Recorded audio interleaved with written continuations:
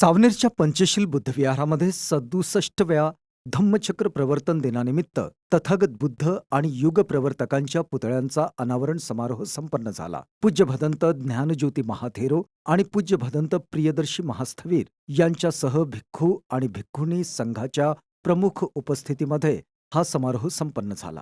या निमित्ताने पूज्य भदंत शीलरक्षित महाथेरो यांचा 25वा वर्षावा समापन सोहळा सुद्धा पार पडला. यासमयी भंते ज्ञानज्योती महाथेरो यांनी त्यांना मंगल कामना दिल्यात. यावेळी सावनेरच्या उपासकांनी बुद्ध धम्म आणि संघाप्रती त्यांचे निस्सीम कर्तव्य पार पाडले. अतिशय शिस्तीने लोकांनी भिक्खू संघाला कठीण चिवरदान दिले. लोकांनी अतिशय उत्साहाने भिक्खू संघाप्रती आदर व्यक्त केला. सावनेरच्या जनतेची बुद्ध धम्म संघाप्रतीचे समर्पण अख्ख्या नागपूर जिल्ह्यात चर्चेचा विषय ठरला आहे. याप्रसंगी भिक्खू संघाने देशना सुद्धा दिली. भंते ज्ञानज्योती यांची मार्मिक प्रवचनाने जनता मंत्रमुग्ध झाली. भिक्षूंचे व उपासकांचे जोपर्यंत 10 घडे परिपूर्ण होत नाही तोपर्यंत त्या व्यक्तींना आर्य सत्याचा साक्षात्कार करण्याचं बल येत नाही. ज्या दिवशी समागम झाला त्याच दिवशी काय गर्भधारणा होते असं नाही. ही सगळी गर्भधारणेची प्रक्रिया खूप सायंटिफिकपणे एवढी वैज्ञानिक प्रमाणे भगवान बुद्धांनी समजून जी डार्विनला देखील कथन करता आली. डार्विनला पाण्यात त्याला प्राणी दिसला ना, एकपेशीय प्राणी, पण ते मन कसं उत्पन्न होतं अजूनही माणसाला मनाचं संशोधन करणारं कुठलंही उपकरण संशोधित करता आलेलं नाही आहे. या दृष्टीने सगळे सायकॅट्रिक अजूनही मागासलेले आहे. भगवान बुद्धांची बरोबरी करणं एवढी साधी गोष्ट नाही आहे.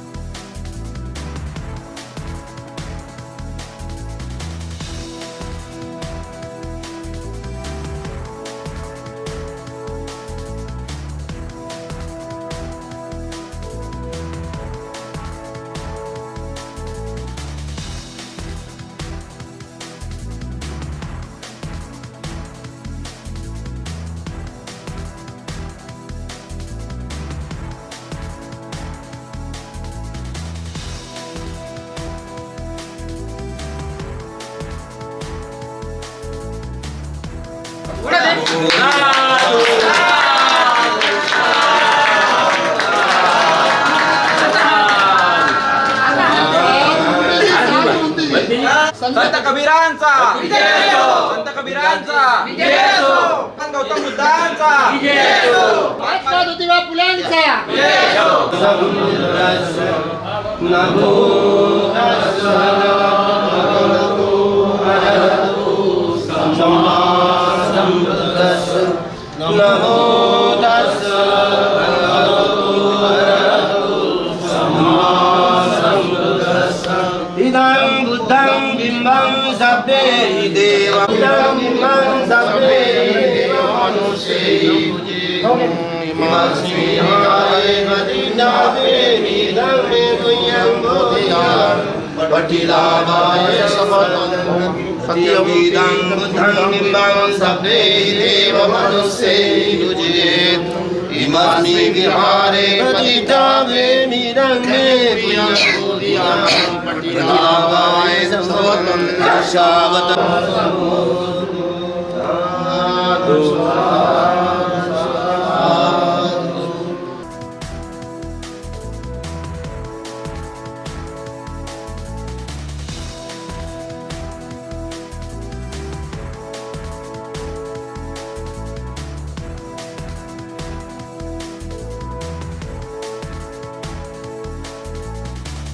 ओकास वंदामि भंते द्वारत एन माया कतं सब अपराधं क्षमतु मे भंते.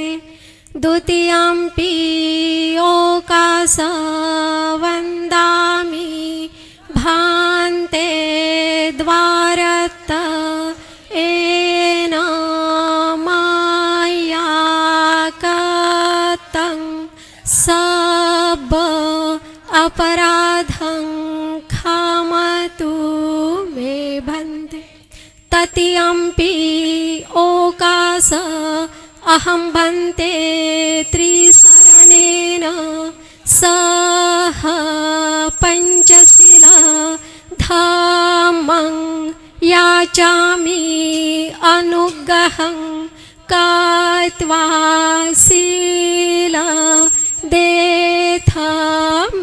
भन्ते यमहं वदामि तं वदेता अहं भन्ते नमो तस्सा भगवतो अरहतो सम्मा सम्बुद्धस्स नमो तस्स भगवतो अरहतो सम्मा सम्बुद्धस्स नमो तस्स भगवतो अरहतो सम्मा सम्बुद्धस्स नमो तस्स भगवतो अरहतो सम्मा सम्बुद्धस्स बुद्धं शरणं गच्छामि बुद्धं शरणं गच्छामि सुरामेर्यां मज्जपमादठान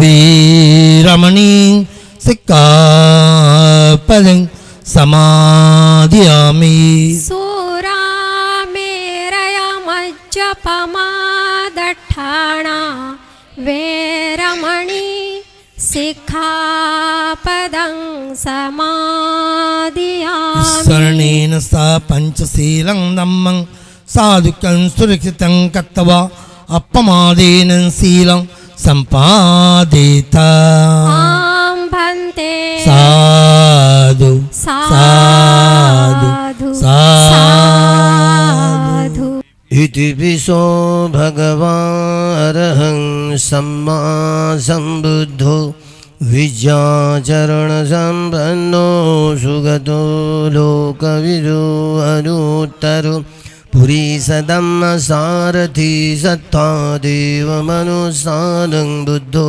भगवा इति सुआख्यातो भगवता धम्मो सन्दिट्ठिको कालिको हे पस्सिको परायको भजतं वेदितभो वियो हि सुपटिपन्नो भगवतो सावकसङ्घो पटिपन्नो भगवतो सावकसङ्घो न्यायपटिपन्नो भगवतो सावकसङ्घो सामीचिपटिपन्नो भगवतो सावकसङ्घो यदिदं चत्तारि पुरीसयुगानि अट्ठपुरीसपुग्गलाये स भगवतो सावकसङ्घो यङ्गो निमित्ताङ्गमङ्गलं च यो चामणापोसकुरससधो पापगो दोषभिरागन्धं धम्मानुभावेन विनाशमेन्दु यङ्गो निमित्ताङ्गमङ्गलं च यो चामणापोसकुरससधो पापगो दोषभिरागन्धं संगानुभावेन विनाशमेन्दु साधु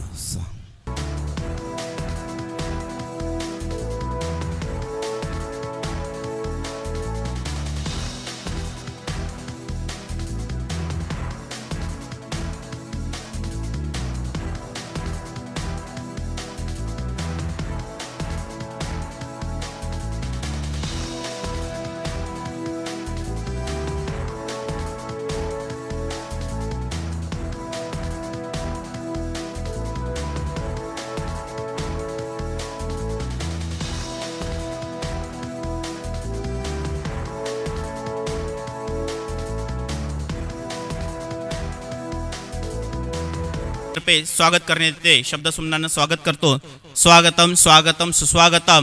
त्याचबरोबर या ठिकाणी जो उपासक वर्ग उपस्थित झाला तो जर आला नसता तर हा धम्म हा कोणाला समजून सांगितला असता. आणि म्हणून तुमच्यामध्ये फुलत असलेल्या बुद्धांकुरांना सुद्धा मी वंदन करतो आणि तुमचं सुद्धा मी या ठिकाणी स्वागत करतो. पाटील आई इंदुबाई पाटील या सर्व महिला मंडळाच्या वतीने भिक्खू संघाला चिवरदान करतील. इमं कासावं चीवरं परिष्कारं समापन सोहळा या ठिकाणी संपन्न होत आहे. आणि योगाची गोष्ट अशी कधी कोणी वर्षवास भुललेत तर आमचा बंद आकडा आहे. यावर्षी माझा 35वा वर्षवास आहे आणि भंतेजीचा 25वा वर्षवास आहे. मान्यता देत आहे. बघा, हा विधी महत्वाचा आहे. इमं चीवरं मयं भन्ते संघो इमं चीवरं धारेमी. साधू साधू साधू. आज जेव्हा आम्ही श्रीलंकामध्ये होतो त्यावेळेला कठीण चिवरदान, कठीण पिंकम म्हणतात सिंहली भाषेमध्ये. तर आम्ही भंतेजींच्या कोलंबोमध्ये जेव्हा कठीण पिंकमला गेलो होतो चिवरदानाच्या कार्यक्रमाला, तर जसं आम्ही रात्री इथे भंतेजींच्या विहारामध्ये रात्रभर महापरित्राण परिदेशना सूत्रपठण केलं, त्याचप्रमाणे श्रीलंकामध्ये हे बघायला मिळालं की कठीण चिवरदान म्हणजे की सुतान एक जे चरखा राहते त्याप्रमाणे त्या सुताचा कापड तयार केला रात्रभरामध्ये आणि भिक्खुनी संघांनी धम्मचक्र प्रवर्तन सुताचं पठण केलं. आणि त्यानंतर सकाळी 10:30 वाजता ज्या भंतेजींचा वर्षवास होता त्या भंतेजींना भिक्खू संघातर्फे तो कापड तयार करून त्याला मग रंग दिला भिक्खू संघाने, ज्याला विनय कर्म म्हणतात. आणि त्यानंतर भिक्खू संघांची धम्मदेशना झाली. सर्वात आधी त्रिशरण पंचशील देऊन जे तिथले म्हणजे पद्धत आहे आहार पूजा, जे काय भोजन झालं तयार की सर्वात आधी भगवान बुद्धासमोर आहार पूजा ठेवल्या जाते, जेवढं बी जेवण बनवलं ते. आणि त्यानंतर भिक्खुनी संघाचं भोजनदान झालं. आणि त्यानंतर आज या ठिकाणी जसं भंतेजींना मोठ्या भंतेजींकडून जे चिवरदान करण्यात आलं, तर या चिवराचं महत्त्व कठीण म्हणजे जो 3 महिने 4 महिने जो वर्षा म्हणजे तुम्हाला सर्वांना माहितीच आहे, भंतेजी सांगतील की वर्षा म्हणजे पाऊस, वास म्हणजे राहणे. तर भगवान बुद्धाच्या काळामध्ये खूप पाऊस यायचा आणि भिक्खू जेव्हा चारिकेला जायचे तर खूप मोठं मोठं गवत राहायचं आणि त्या गवतावर किडे राहायचे, ते किडे मरायचे आणि भिक्खूसुद्धा ओले होऊन एकच चिवर असल्यामुळे ते आजारी पडायचे, त्यांचा मृत्यू व्हायचा. म्हणून भगवान बुद्धांनी नियम लावला की भिक्खुनी संघ हे विहारात राहतील आणि उपासक उपासिका यांना खूप मोठी संधी, पुण्यकर्म करण्याची संधी दिल्या जाते. पण आजच्या या आपल्या भारत देशामध्ये हे अनुभवाला येत आहे, उपासक उपासिकासुद्धा माझा वर्षवास आहे म्हणतात आणि 3 महिने भिक्खूंना किंवा भिक्खुनीला शोधतात, आमच्या विहारात वर्षवासला भिक्खुनी पाहिजे. पण जेव्हा भिक्खू किंवा भिक्खुनी वर्षवासला जातात तर नाही कोणी 3 महिने व्यवस्थित नाश्ता देत, नाही कोणी भोजनदान देत. ही फार मोठी काही ठिकाणी असे अनुभव आहेत, शोकांतिका आहे. पण श्रीलंकामध्ये मी जेव्हा राहिली 6:30 वाजता बरोबर आम्हाला नाश्ता यायचा. 10:30 वाजता किती मोठा भिक्खुनी संघाला अगदी सिस्टमेट चांगल्या पद्धतीने त्यांची व्यवस्था भोजनदानाची आणि त्यांची दानाची पद्धत ही फार चांगली आहे. तर आपण बरेचसे लोक श्रीलंकामध्ये गेलेले आहेत, फक्त जाऊन पाहणे आणि येणे यात फरक आहे. जेव्हा आपण तिथे राहतो त्यांचं कल्चर आपल्याला शिकायला मिळते. तर याकरता ही श्रद्धेला खूप मोठं महत्त्व आहे. तर या कठीण चिवरदानाच्या वेळेस एवढं भंतेजी होते, शिलरक्षित भंतेजी श्रीलंकामध्ये वर्षवासला आणि मला पण बोलवलं होतं.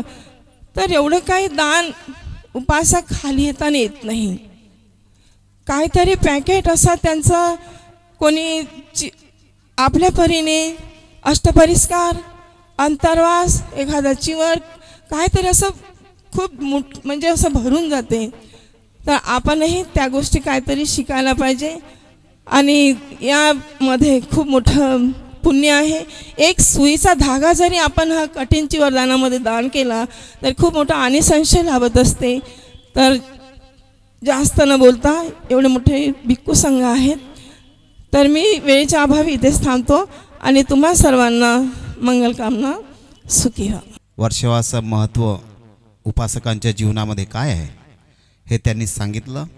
ते आपण लक्षामध्ये ठेवावं आणि पुढच्या वर्षीची तयारी आजपासूनच सुरुवात करावी. वर्षवास संपला आणि आपण मोकळे झालो असं होऊ नये. एवढा मोठा भिक्खू संघ आपल्याला आशीर्वाद देण्यासाठी आलात. आपण एवढी मोठी तयारी केली. आज तुम्हाला धम्म मिळाला, धम्माने तुमची रक्षा झाली. आज तुम्हाला मिळाला, भविष्यामध्ये दुसऱ्यांना सुद्धा मिळाला पाहिजे यासाठी आपली धावपळ आहे, तळमळ आहे. ज्यावेळेला आर्याजी श्रीलंकेमध्ये होत्या त्यावेळेला एका विहाराचं उद्घाटन होतं.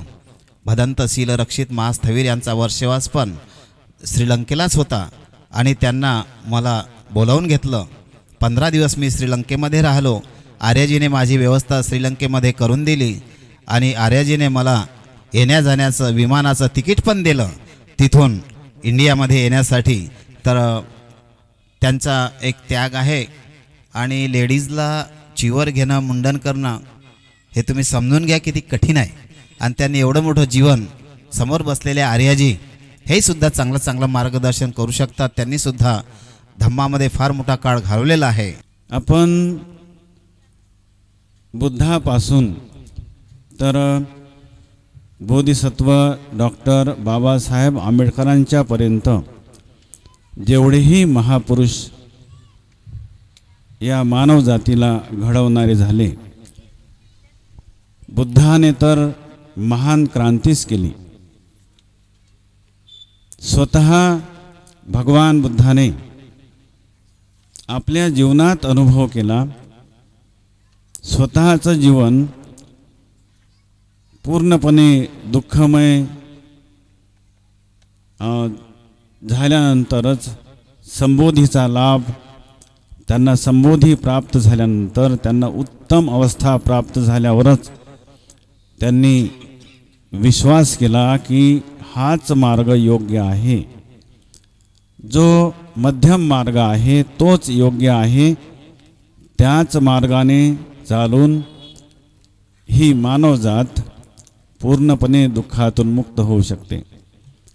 आणि बुद्धाच्या काळातच बुद्धाची धम्मदेशना, बुद्धाने 45 वर्षापर्यंत तो जो त्यांचा महापरिनिर्वाणाचा पर्यंतचा काळ, त्या काळापर्यंतच आपण एक प्रसंग पाहतो. एकदा भगवान बुद्ध पिंडपात करण्यासाठी जात असताना काही छोटे छोटे मुलं खेळत होते. ते काही लाडू बनवत होते, काही मातीच्या करंज्या, भात, पोळ्या असं ते बनवत असताना, ते आपले खेळत असताना एक मुलगा त्या मुलांच्या मधून उठला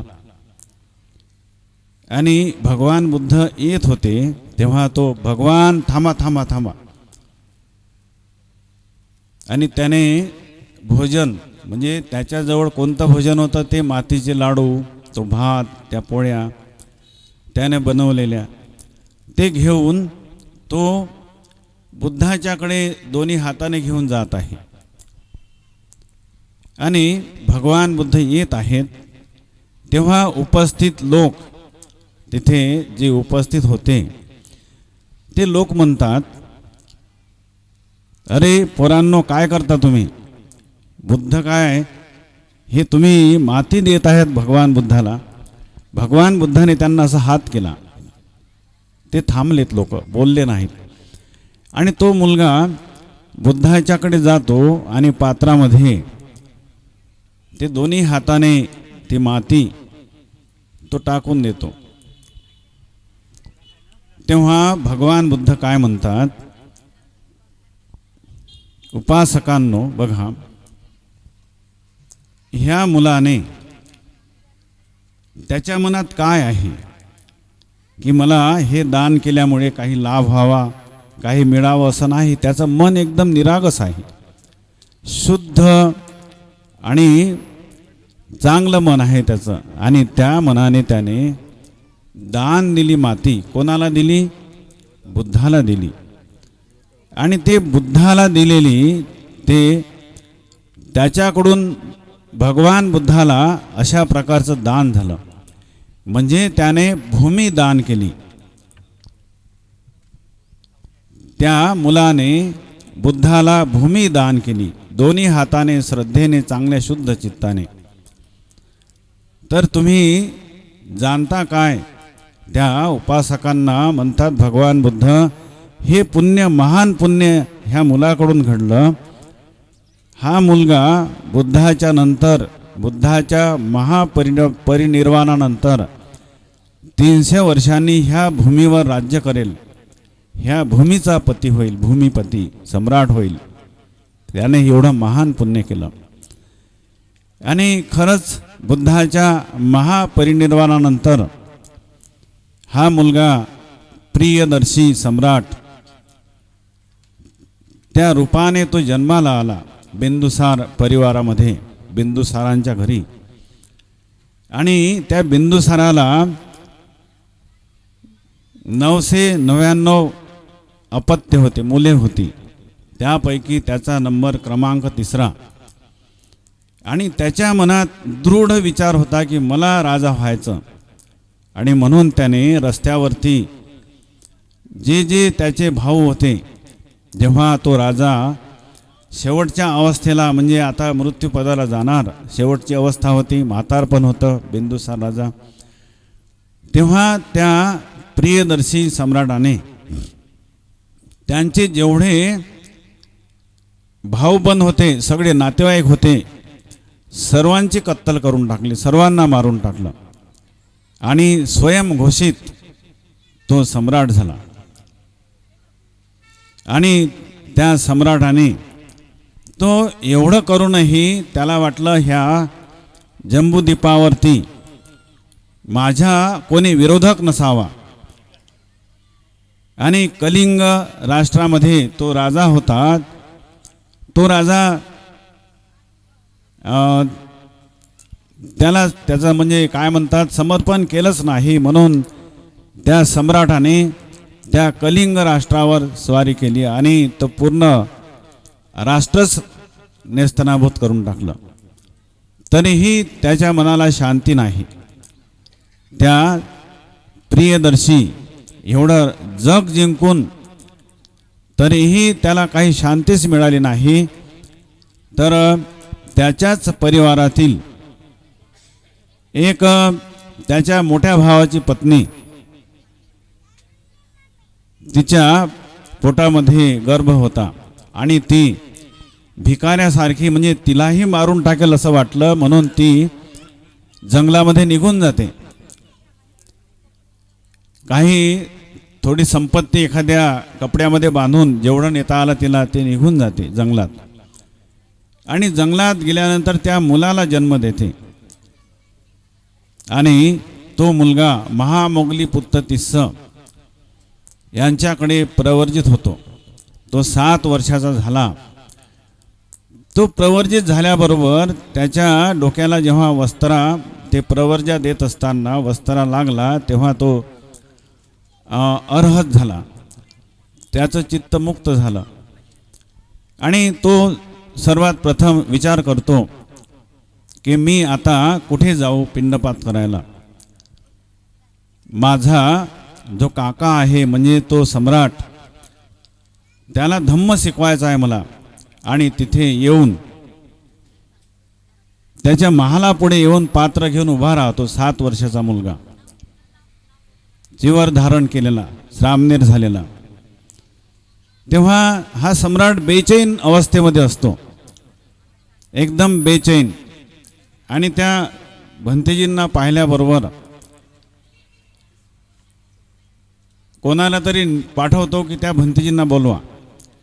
ते भंतेजींना बोलावल्यानंतर बसवलं, त्यांना भोजन दिलं. आणि त्या राजाने विचारलं, भंते आपली काय शिकवण आहे सांगा. तेव्हा तो छोटा बालक 7 वर्षाचा तो काय सांगतो, जो प्रमाद करतो तो मृत्यूपदाला प्राप्त होतो आणि जो प्रमाद करत नाही तो अमृतपदाला प्राप्त होतो. तो राजा म्हणतो, मला पहिली ओळ समजली, जो प्रमाद करतो तो मृत्यूपदाला प्राप्त होतो, परंतु मला दुसऱ्या ओळीचा अर्थ समजला नाही. जो प्रमाद करत नाही तो अमृतपदाला प्राप्त होतो.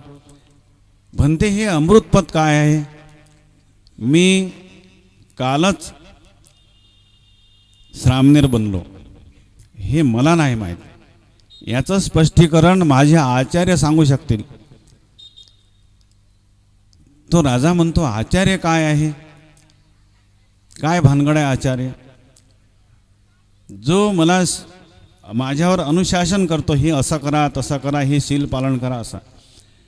तर त्या राजाला वाटलं की मी आतापर्यंत असं काही ऐकलं नाही, तर 7 दिवसाचं भोजन मी तुम्हाला दान करतो.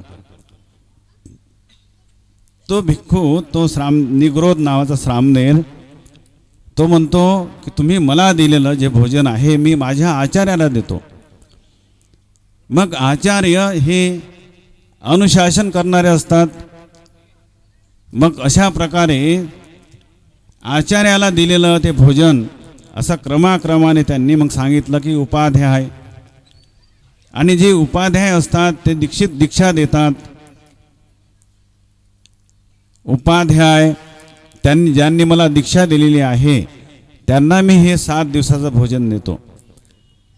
उपाध्यायाला दिलेलं भोजन मी संघाला देतो. संघ काय भानगड आहे, म्हणजे बघा त्या प्रियदर्शी सम्राटाला याची किंचितही जाणीव नाही की आचार्य काय, उपाध्याय काय, संघ काय. तेव्हा तो निग्रोध नावाचा बालक, ते भंतेजी सांगतात श्रामणेर की बघा, ज्या संघामध्ये मी आहे, माझे आचार्य आहे, उपाध्याय आहे आणि संपूर्ण कमीत कमी 5 भिक्खू त्या संघात असतात, त्याला संघ असं संबोधन. तर मी 7 दिवसाचं भोजन मी संघाला दान करतो. अशा प्रकारे त्या निग्रोध श्रामणेराने 28 दिवसाचं भोजन भिक्खू संघाचं स्वीकारलं. आणि सम्राटाने भोजन स्वीकारल्यानंतर दुसऱ्या दिवसापासून महामोगली पुत्ततिस्स स्थवीर आणि संपूर्ण भिक्खू संघ 28 दिवसपर्यंत सम्राटाच्या महालामध्ये भोजनासाठी आला. आणि सम्राटाच्या मनात सद्धम्माच्या संबंधित ज्या काही शंका होत्या, ज्या काही समस्या होत्या, त्या संपूर्ण समस्यांचं निराकरण भिक्खू संघाकडून करून घेतलं. बुद्धाने अशा प्रकारचं आपल्याला मार्गदर्शन केलेलं आहे, देशना केलेली आहे.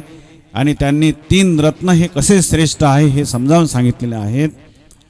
तर चला, असो माझ्यानंतर मोठे मोठे भंतेजी आहेत आणि आपण आतुर आहात भिक्खू ज्ञान ज्योतिजी महास्थवीर यांच्याकडून धम्मदेशना ऐकायला. म्हणून मी इथेच थांबतो.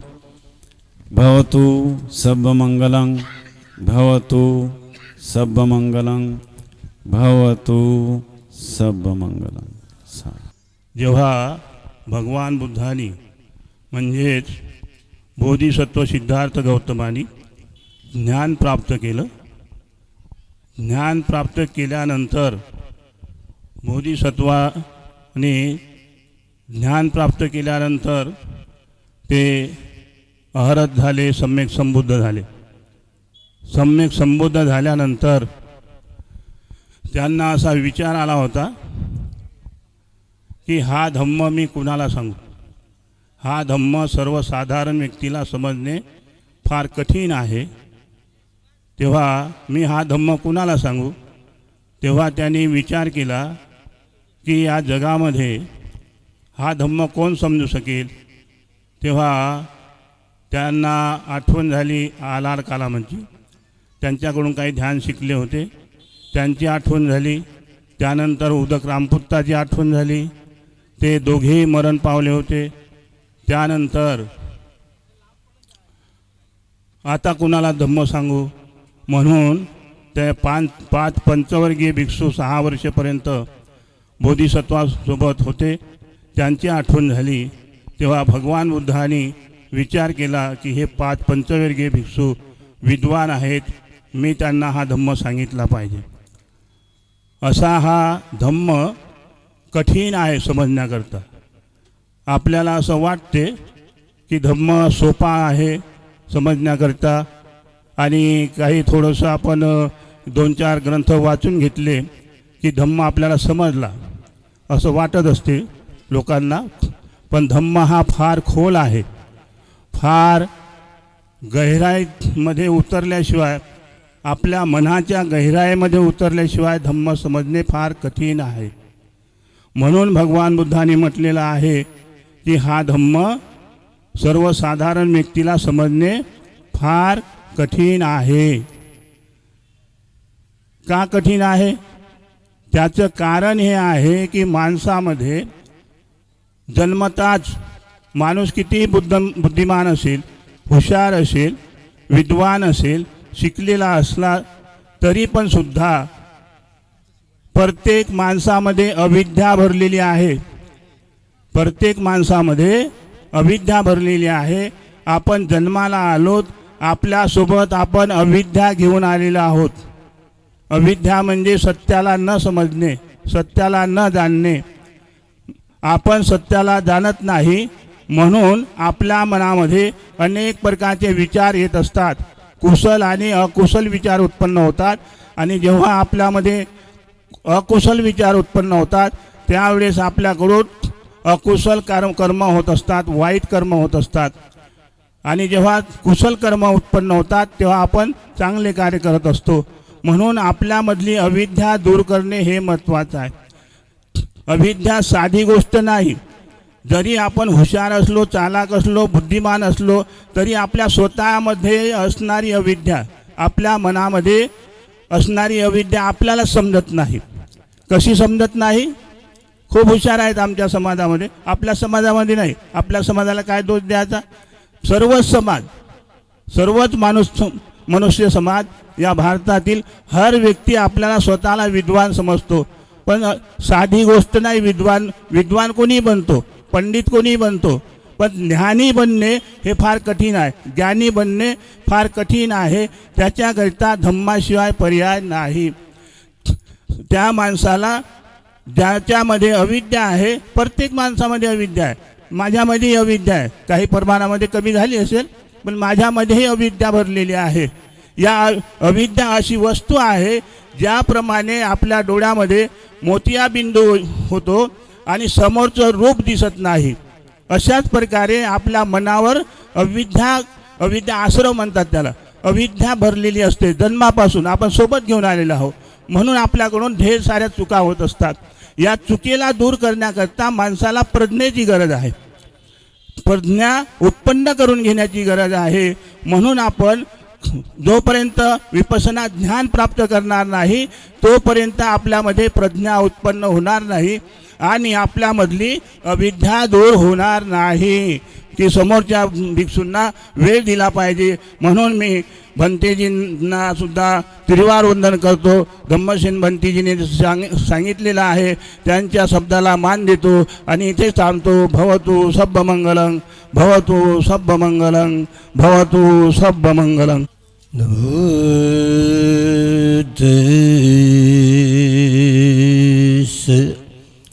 भगवतो तो सम्मा संबुद्धि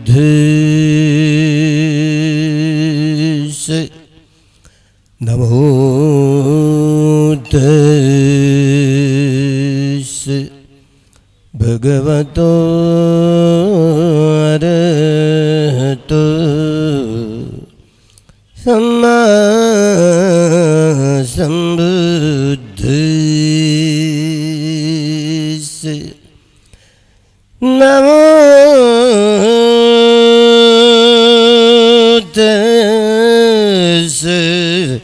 भगवतो अरहतो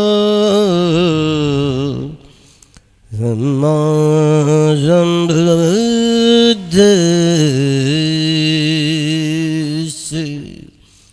ये च बुद्धातीता च ये च बुद्धागता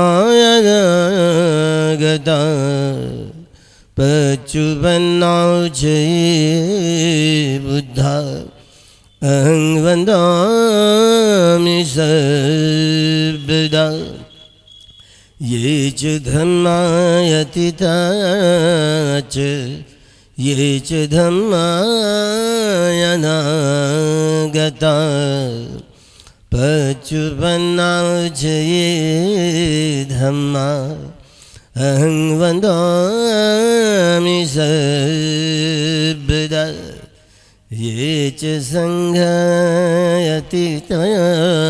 च ये च सङ्घायनागता पच्युपन्नौ च ये सङ्घा अहं वदामि सर्वदा यतो यतो सम्मसति खन्दानं उदयभयं यतो यतो सम्मसति खन्दानं उदयभयं लभति प्रीतिपामोजं अमतं तं विजानतं अमतं तं विजानतं दुःखे अज्ञानं दुःखसमुदये अज्ञानं दुःखनिरोधे अज्ञानं दुःखनिरोधगामिनि पटिपदा अज्ञानन्तीति उच्यतीति भिक्खवे अविद्या। महाकारुणिक तथागत भगवान अरहत सम्यक संबुद्ध भगवंतांनी सुआख्यात केलेला सुस्पष्ट केलेला जो धारण करण्यायोग्य असा सद्धम्म आणि आर्य सत्याचा साक्षात्कार करणारा भगवंतांचा पूजनीय आर्य सावक संघ भदंत शीलरक्षित महास्तवीर यांच्या 25व्या या वर्षावा समापनाच्या निमित्तानं आपण कठिनोद्धार म्हणजे कठीण चिवर तयार करण्याची जी उत्पत्ती असते, कठीण चिवराची जी उत्पत्ती असते त्याला कठिनोद्धार, यालासाठी 3 तास कमीत कमी लागत आहेत, ज्यामध्ये या कठीण दानाच्या या सगळ्या ज्या प्रक्रिया आहेत भगवंतांनी ज्या पहिल्या वर्षावासाच्या समापनाच्या वेळेला पावे एक भिक्षूंना जेव्हा अनुमती दिली त्याची मुळं पहिल्या वर्षावासाच्या समापनात दिसतात. पावे एक भिक्षूंना पहिल्यांदा कठीण चिवरदान त्याची अनुमती दिली.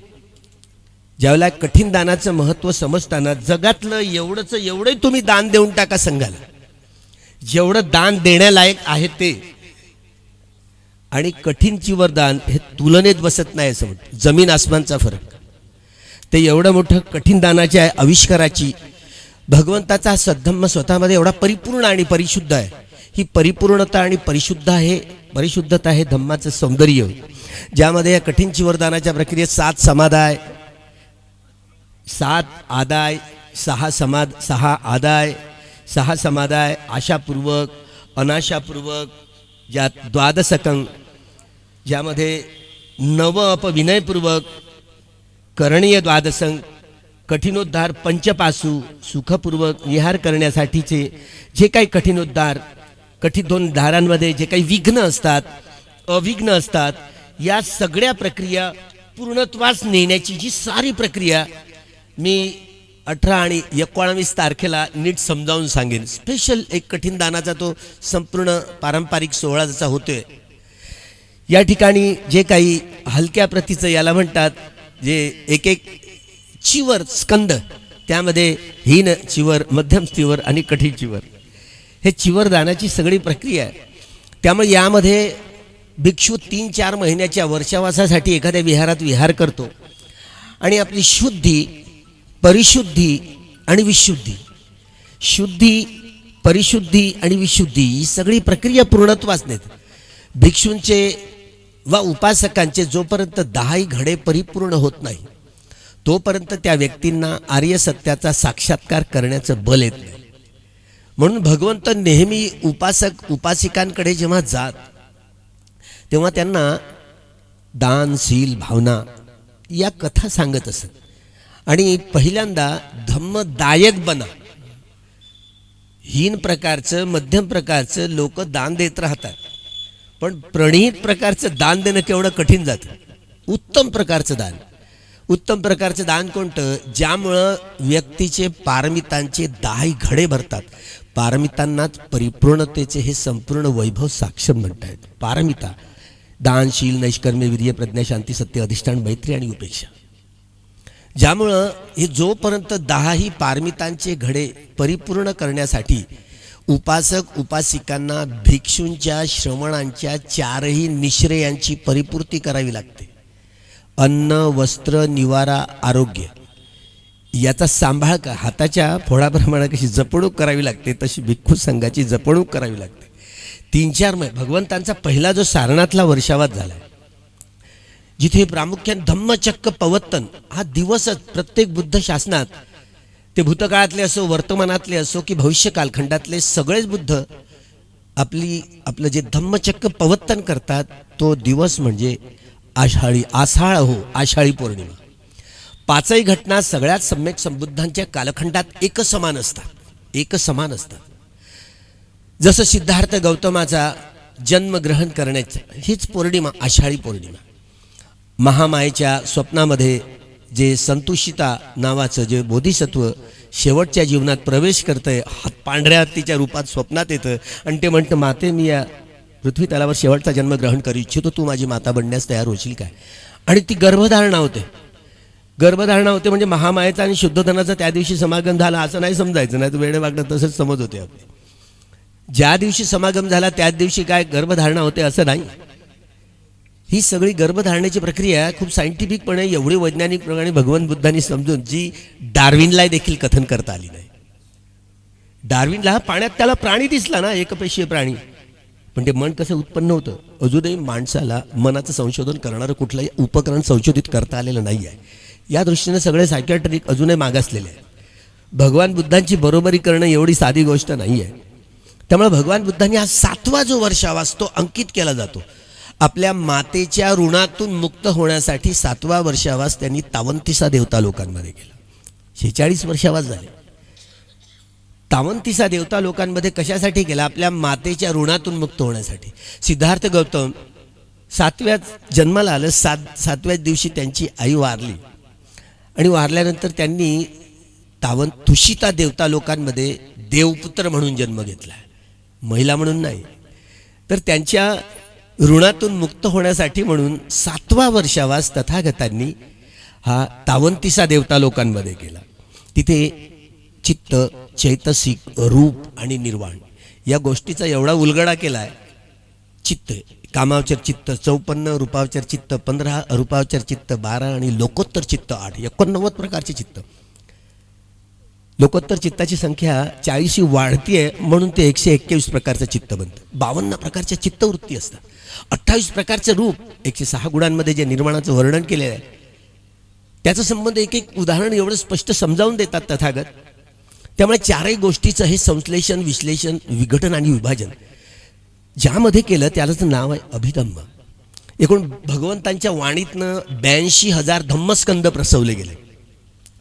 2000 धम्मस्कंद पूजनीय भिक्खू संघांच्या द्वारे जे बुद्ध धम्म संघांच्या गुणांची परिपूर्णता स्पष्ट करणार आहेत.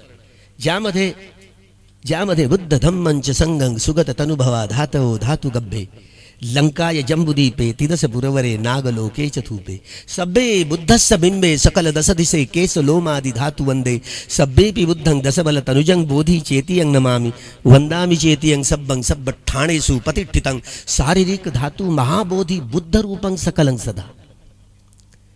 भगवान बुद्धांच्या धातूंची सम्राट अशोकाच्या उपस्थितीमध्ये, सम्राट अशोकांच्याच कारकिर्दीमध्ये मोठे मोठे 8 महास्तूप बांधले गेले अगोदर भगवंतांच्या महापरिनिब्बाणानंतर. मोगली पुत्त तिष्यांच्या आदेशावरून धम्माची सुरक्षितता करायची असेल, या 84,000 धम्मस्कंदांच्या आधारावर 84,000 महास्तूपांची निर्मिती करावी आणि त्या आधारावर मोठे मोठे नागलोकांमधला आणि देवता लोकांमधला तो स्तूप काय खोलता आला नाही. तुषिता देवता लोकांमधले तो स्तूप खोलता आला नाही. 6 मोठे मोठे महास्तूप खोलले, 84,000 समविभाग केले. अफगाणिस्तान बलुचिस्तानपासून लंकेपर्यंत, नारळ सुपाऱ्यापासून तर एकदम म्यानमारपर्यंत एकाच वेळेला 84,000 धम्मस्कंदांच्या आधारावर 84,000 महास्तूपांची जी निर्मिती केली, त्यामध्ये कार्तिक अमावस्येचा तुम्ही पाटण्याला पाटलीपुत्रला जा आणि तिथला शिलालेख वाचा. त्या शिलालेखावर कार्तिक अमावस्येच्या दिवशी सम्राट अशोकाच्या उपस्थितीत, आजची कार्तिक अमावस्याच आहे ना, यालाच कार्तिक अमावस्या म्हणतात, दिवाळी.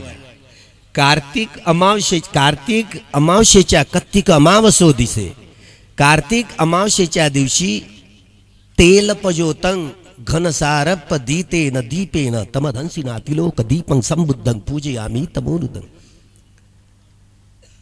जेव्हा जेव्हा दुर्लभ बुद्ध उत्पादो इमस्मिन लोके, दुर्लभ आहे बुद्धांचं उत्पन्न या लोकांमध्ये. जेव्हा केव्हा बुद्ध उत्पन्न होतात तेव्हा अविद्या दूर कशी करायची, सर्व प्रकारच्या दुःखातून सुटका करून अंतिमतः निर्वाणाचा साक्षात्कार कसा करायचा, याचं ज्ञान तेच अनुसंधान करू शकतात, दुसऱ्या व्यक्तीचं नाही आहे. दुसऱ्या व्यक्तीची हातोटीच नाही, केवळ सम्यक संबुद्धांची. आणि म्हणून सम्यक संबुद्धांच्या कालखंडात या आषाढी पौर्णिमेला या 5ही घटना एकसारख्या असतात. त्यांचा जन्म होणं, आपल्या मातेच्या कुशीमध्ये प्रवेश करणं, याला ही पटिसंधी चित्त म्हणतात. जन्मग्रहण करणाऱ्या चित्ताला आपल्या मातेच्या कुशीमध्ये प्रवेश करतात, गर्भजलामध्ये प्रवेश करतात, तो दिवस आषाढी पौर्णिमेचा. वयाच्या 29व्या वर्षी महाविनिष्क्रमण होतं, गृहत्याग करतात, तेही आषाढी पौर्णिमेला. धम्मचक्र प्रवर्तन, बुद्धत्व प्राप्त केल्यानंतर धम्मचक्र प्रवर्तन करतात, तेही आषाढी पौर्णिमेला. भिक्खू संघाची 5व्या दिवशी आषाढी पौर्णिमेला भिक्खू संघा 5ही जण अर्हत्व प्राप्त करतात, तो दिवसच आषाढी पौर्णिमेचा. आणि भगवान बुद्ध आणि भिक्षू संघाच्या वर्षावासाचा प्रारंभ आषाढी पौर्णिमेला होतो. त्यामुळे वर्षावासाचा प्रारंभ देखील आषाढी पौर्णिमेला होतो. यावर्षी भगवान बुद्धांचा पहिला वर्षावास तोही त्या काळात 4 महिन्यांचा झाला, याही काळात 4 महिन्यांचा झाला. यावर्षी 3 महिन्याचे 4 महिन्याचे वर्षावास आहेत. त्यामुळे वर्षावास हा समापन, ज्या वेळेला आपल्या मातेच्या मुक्तीसाठी, त्यांच्या ऋणातून मुक्त होण्यासाठी 53 देवता लोकांमध्ये वर्ष. आता तुमचा विश्वास कसा होईल? तुमचा आहे का विश्वास 53 देवता लोक आहेत म्हणून? मग तुम्ही एवढीशा बुद्धीचे लोक, तुम्हाला काय खळकुंड समजतात? असंच काम आहे ते. कुठलीही व्यक्ती केवळ ऐकीव ज्ञानाच्या आधारावर, केवळ चिंतनमय ज्ञानाच्या आधारावर कुठलीही व्यक्ती श्रोतापन्न, सकदागामी, अनागामी वा अर्हत्व प्राप्त नाही करू शकत. डॉक्टर बाबासाहेबांना, आंबेडकरांना मात्र हे केवळ त्यांनाच रहस्य कळलं, त्यांनाच कळलं. 1 जानेवारी 1927ला भीमा कोरेगावच्या विजयस्तंभाजवळ गेले. बरं झालं सावनेर नाव आहे, श्रवणावरूनच पडलेलं आहे. ही सगळी श्रवण संस्कृतीचं हे केंद्रच असावं, ज्यानेकरून हे शब्द लपवताच येत नाही तुम्हाला. ही श्रवण संस्कृती आणि ब्राह्मण संस्कृतीच्या इतिहासाची दरार मात्र 1 जानेवारी 1927ला बाबासाहेबांना कळली. आमचा पराभवाचा इतिहास आहे, आमचा पराभवाचा इतिहास आहे. ज्यामुळे जे इतिहासच विसरतात ते इतिहासाचं काय दर्शन करणार आहेत? आम्ही पराभूत झालो, श्रमण संस्कृतीचं पतन झालं. आणि तो पतनाचा दिवस म्हणजे विजयादशमीचा दिवस, ज्या दिवशी सम्राट अशोकांनी धम्मदीक्षा घेतली.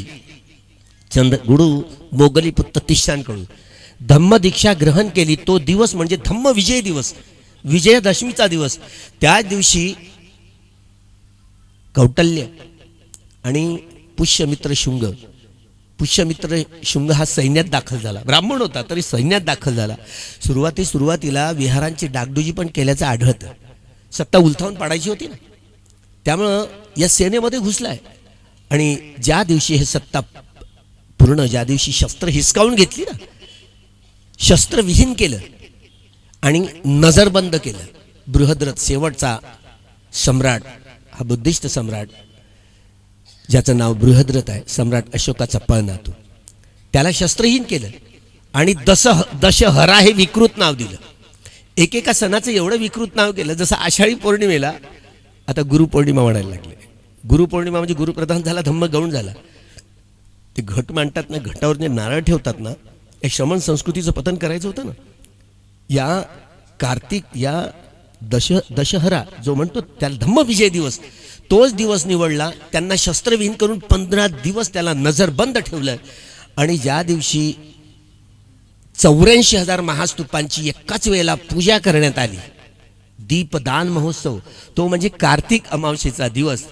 पहा तुम्ही, गोधन बिधन करत होते, स्तूप घराघरात सगळ्यांना येता येणार नाही म्हणून ते घराच्या पुढं स्तूप करायचे. आपल्याला माहिती नाही पडत काय होतं आणि काय नाही. एवढं विकृतीकरण केलं, त्याला दिवाळी. दीपदान महोत्सव, घनसार पदीतेन दीपेन तमनहंसिना तिलोक दीपं संबुद्धं पूजे आम्ही तमोनुदं, असं म्हणत म्हणत या 84,000 महास्तूपांची पूजा केली. सभ्ये बुद्धस्य बिंबे सकाळ जसं दिसे केस लोमादी धातू वंदे सभ्ये बी बुद्धं दसवल तर्जुन भूत. हे आपली हे प्रमाण याचं शिळालेख आहेत, पाटण्यात आहेत, ते बघावे, जेणेकरून हाच दिवस कार्तिक अमावस्येचा, त्या दिवशी सगळ्या लोकांनी 84,000 महास्तूपामध्ये असलेल्या प्रतिष्ठित असलेल्या भगवंतांच्या धातूंची पूजा केली. भगवंतांच्या धातू त्याला महास्तूप म्हणतात, अरहंतांच्या धातू त्याला स्तूप म्हणतात. तर आम्हाला रोग झालेला आहे, कधी कधी भिक्षू मेला रे मेला, झाला परिनिर्वाण पावला म्हणतात. आम्ही काय रोगातून मुक्त होऊ द्या, बस थडगं बांधण्याचं काम करतो. असे ते आता आपलं काय काम आपण अविद्येत असल्यामुळे होत राहतं. थडगे म्हणजे स्तूप कोणाचं बांधलं जातं? ज्यांनी अर्हत्व प्राप्त केलेलं आहे त्यांचे स्तूप बांधले, कारण त्यांच्या शरीराच्या धातू बनतात. ज्यांनी अर्हत्व प्राप्त केलेलं आहे, शरीराच्या धातू झाल्या तर आमच्या ह्या भिक्षुणी आहेत ना, भिक्षुणींनी अर्हत्व प्राप्त केलं तरी त्यांच्या शरीराच्या धातू होत नाही म्हणून त्यांचे स्तूपही दिसत नाही आपल्याला. पण आपल्याला अविद्येमुळं काय, अज्ञानामुळं आपण बस झालं तर परिनिर्वाण पावलाच म्हणतो. तुम्हालाही तो रोग काय, त्या रोगातून मुक्त झाले तुम्ही, तुमच्या घरातला एखादा माणूस बरोबर त्या बुद्धवाशी झाला म्हणतात. शब्द असे रेडीमेड सापडतात. त्यामुळे धम्मचक्क प्रवर्तन कोण करतात? पश्चेक बुद्धही नाही करत. पश्चेक बुद्धाला 2 असंख्येय 1,00,000 कल्प जेवढ्या जन्मातनं जावं लागतं, तेव्हा कुठे त्याच्या 10 पारमिता आणि 10 परमत्थ पारमितांचं डोंगर रचू शकतात. ते देखील त्या कालखंडात, पश्चेक बुद्धांच्या कालखंडात देवता असो किंवा मनुष्य लोक, त्यांना धम्म श्रवण करण्याची बुद्धी नसते, एवढी बुद्धीही नसतात. त्यामुळे ते देखील धम्मचक्र प्रवर्तन नाही करू शकत. आपल्याला रोग झाला तर आपण डॉक्टर बाबासाहेब आंबेडकरांनी दीक्षाभूमीवर 14 ऑक्टोबर 1956 साली धम्मचक्र प्रवर्तित केलं. शब्द रेडीमेड सापडले ना आपल्याला, तर मग कसे घुसाडतो आपण. धम्मक्रांती होती ती, धर्मांतराचा मोठा सामुदायिक धर्मांतराचा सोहळा होता. ज्याला धम्मचक्र प्रवर्तन नाही म्हणतायत, पण आपण म्हणतो. आता काय कराल? आता कोण म्हणेल, कोण सुधारेल? चंद्रपूरच्या याही वर्षी कडक बोललोय मी, चंद्रपूरच्या दीक्षाभूमीवर धम्मचक्र अनुप्रवर्तन दिवस म्हणून आपण धम्मचक्र अनुप्रवर्तन सुप्तच आहे. आणि ते कोण प्रवृत्त करू शकतं? ते केवळ सारीपुत्र जे अग्रशावक असतात बुद्धांचे, त्यांची तर अधिकार क्षेत्र आहे. बाबासाहेबांनी हा सामुदायिक धर्मांतराचा सोहळा केला. हां, ज्या वेळेला बाबासाहेब सम्यक संबुद्ध बनणार आहेत, पण तुमचा कुठे विश्वास आहे? बोधिसत्व म्हणून मोकळे होतो आपण. बोधिसत्व म्हणजे भावी बुद्ध, स्वप्रयत्नाने बोधिज्ञानाचा आविष्कार करून जे स्वयंबुद्ध होणार आहेत, जे 10-30 पारमितांचा डोंगर असतील, तेव्हा त्यांच्या अंगावर 32 लक्षणं आणि 80 अनुवंजन स्थापित होतील, तेव्हा ते बुद्धत्व प्राप्त करतील. एवढ्या आपल्याला वाटतं पुनर्भव नाही आहे, पुनर्जन्म नाही आहे, जाळलं गाळलं की गेलं, संपलं. आपण विज्ञान युगात राहतो. E=mc². जाळलं किंवा गाळलं तरी ती एनर्जी नष्ट होते का? तिचं रूप बदलते फक्त. हे एवढं माहिती असून देखील आम्ही मेल्यानंतर सगळं संपते असं म्हणतो. किती मिथ्या धारणा. भगवान बुद्धांपर्यंत पोहोचण्यासाठी अजूनही एकही वैज्ञानिक तिथपर्यंत पोहोचला नाही. आम्ही 1945ला हिरोशिमा नागासाकीवर बांबगोळे फेकले, ऐकतो ना आपण, किती उद्ध्वस्त झालं. तोपर्यंत समजच होता की या भौतिक जगाचं अंतिम सत्य म्हणजे अणू समजत होतो. 1968 साली अल्वर्ज लुईस हा तत्ववेत्ता समोर आला आणि त्यानं अणूची फोड केली, त्याचे तुकडे तुकडे करून पाहिले, न्यूट्रॉन, प्रोटॉन, इलेक्ट्रॉन फोडले ना. परमाणू हे भौतिक जगाचं अंतिम सत्य, या निष्कर्षाला मानव समाज पोहोचलाय. हे वैज्ञानिक संशोधन आहे. परमाणू म्हणजे अंतिम सत्य नव्हे, परमाणू म्हणजे अणूचा 36वा भाग आहे. असे अनेक पुढे शास्त्रज्ञ येतील आणि त्या परमाणूचे तुकडे तुकडे करतील. तशी उपकरणं येतील. बबल चेंबर नावाचं हे उपकरण आलं. त्यांनी हे गणित सोडवलं की 1 सेकंदामध्ये 1 या आकड्यावर 22 शून्य द्यायची. एवढ्या वेगात ही प्रकृती, हा निसर्ग एवढ्या वेगात उत्पन्न होऊन नष्ट होतो. हे तरंग आहेत. हे तरंग म्हणजे परमाणू नव्हे. भगवान बुद्ध काय म्हणतात? हे शरीर जे बनलं आहे, मनुष्य वा मनुष्यतर प्राणी असेल, हे शरीर अग्निवायू, जल आणि पृथ्वी धातूने बनलेलं आहे. आपलं मनच आहे ना, मनच प्रधान आहे. मनाद्वारे बनवलं, कुठलाही ब्रह्मा काही तिथे आला नाही जन्म देणार. मन एवढं प्रधान असतं, मन सगळ्या गोष्टीचं केंद्र असतं. पहिल्यांदा मन उत्पन्न होतं. तुम्हाला माहिती पडलं का आपला मनुष्य जन्म झाला ते त्यातलं असली कारण? अभ्यासक असले तरी माहिती होत नाही. अकॅडमिक तुम्ही प्रोसेस पास कराल, डिग्र्या मिळवाल तुम्ही. हे पटिसंधी चित्त, जन्म जुनं शरीर जे धारण केलं होतं ते सोडून नवं शरीर धारण करण्यासाठी 17 प्रकारचे चित्त उत्पन्न होऊन नष्ट होतात. ते अतीत भवांग चित्त, भवांग चलन चित्त, भवांग उपच्छेद चित्त, पंचविज्ञान चित्त, मनोद्वारावज्जन चित्त, संपटित छंद चित्त, संतिरण चित्त, ओठ्ठपन चित्त, हे 8 प्रकारचे हे चित्त आणि 7 प्रकारचे जवनपित, 15 प्रकारचे. एकेका चित्ताचा एक एक चित्तक्षण. चित्तक्षण म्हणजे कळलं तुम्हाला? तुम्ही आज अरे तुम्ही टुकूर पाहिल्याशिवाय तुम्हाला काय मार्ग आहे? चित्तक्षण म्हणजे वेदना असतात ना, वेदना. आपल्याला वाटतं हे शरीर या अग्निवायू जल आणि पृथ्वी धातूने बनलेलं आहे ना, हे टसल होते, रासायनिक प्रक्रिया होते. त्यामुळे ही वेदना ना शरीराचा भाग आहे, शरीराचा भाग नाही आहे.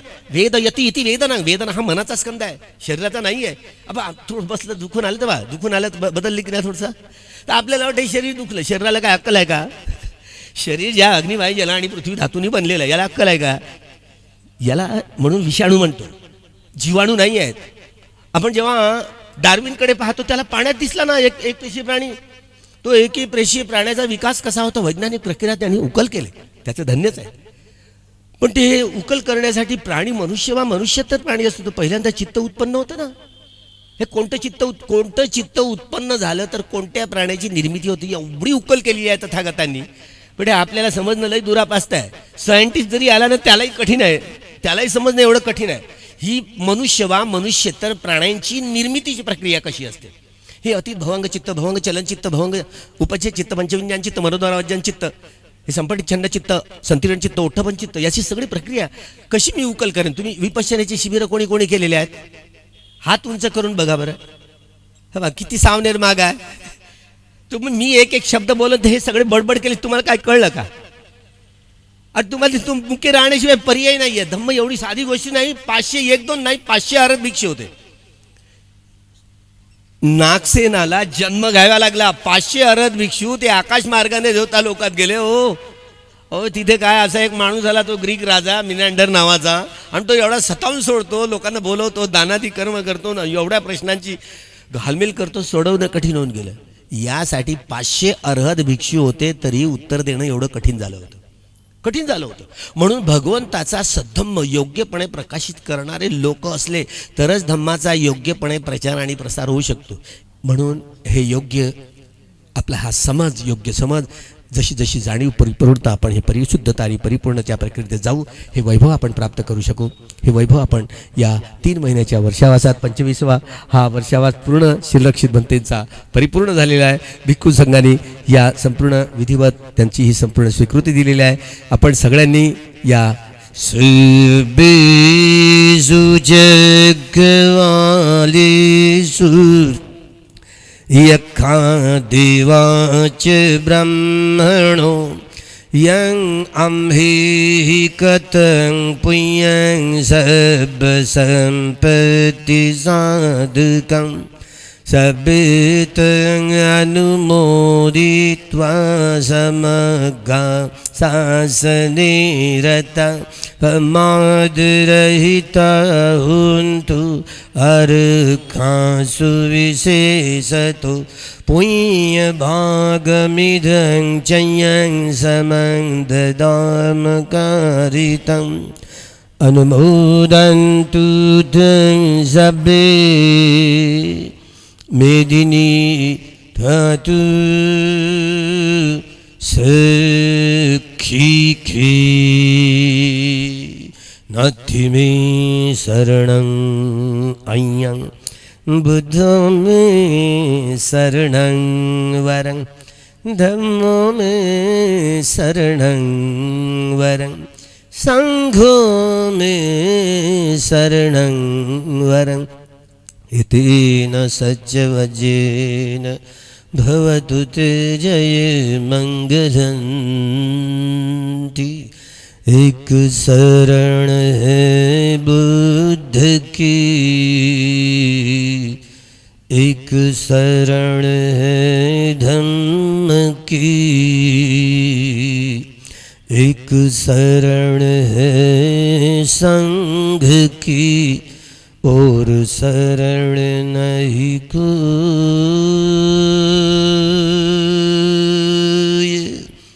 इस सत्य वचन की तेज से, इस सत्य वचन की तेज से, इस सत्य वचन की तेज से धम्म प्रकाशित होय,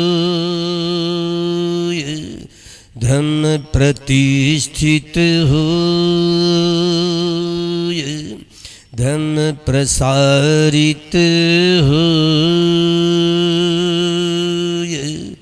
सबका मंगल होय, भवतु